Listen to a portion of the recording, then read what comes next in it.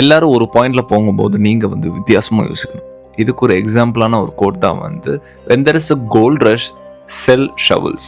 இது உண்மையான கதை தாங்க. 1849 பார்த்தீங்கன்னா கலிஃபோர்னியாவில் வந்து ஒரு கோல்ட் ரஷ் கண்டுபிடிக்கிறாங்க.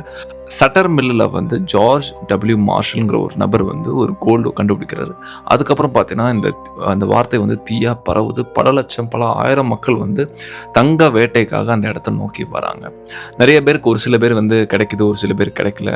பட் ஆவரேஜாக பார்த்தீங்கன்னா சில பேருக்கு வந்து $5-10 ஒரு நாளைக்கு கிடைக்குது. அதுவும் அந்த காலகட்டத்தில் அது மிகப்பெரிய அமௌண்ட். சாமுவல் பிரானன் அப்படிங்கிற ஒரு நபர் இதை பார்த்துட்டு யோசிக்கிறாரு, நம்ம இந்த கோல்ட் ரஷ்ல பங்கேற்க வேணாம். இந்த கோல்ட் ரஷ்ல இருக்கிறவங்களுக்கு தேவையான முக்கியமான பொருள் ஷவல்ஸ். அதுக்கப்புறம் அங்கே வேலை பார்க்குற, ஏன்னா அங்கே ஆயிரக்கணக்கான நபர்கள் அங்கே ஒர்க்கர்ஸ் வரும்போது அங்கே டென்ட் கூடாரம் கட்டி அங்கே தங்கி தான் அவங்க வந்து அந்த ஒட்டுமொத்த வேட்டையை வந்து ஆரம்பிக்கணும்.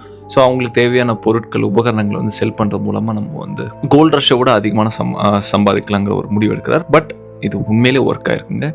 மற்ற கோல்ட் ரஷ்ல இருக்கிறவங்களால சில டாலர்ஸ்லாம் வந்து ஏர்ன் பண்ண முடிஞ்சுது, $5-10. பட் இவர் சாமுவல் பிரானன் இவர் வந்து ஒரு மிகப்பெரிய ஒரு ஷவல்ஸ் பிஸ்னஸ் ஆரம்பிக்கிறாரு. ஸோ இதை விற்கிறது மூலமாக ஆயிரக்கணக்கான டாலர்ஸ் வந்து ஒரு நாள் சம்பாதிக்கிறாரு, மில்லியனரும் ஆகுறாரு. ஈவன் அந்த கோல்ட் ரஷ்ல பங்கேற்று அதை ஜெயிச்சவங்களோட அதை விற்றதுனாலே சாமுவல் பிரானன் அதிகமான பணம் சம்பாதிச்சாரு.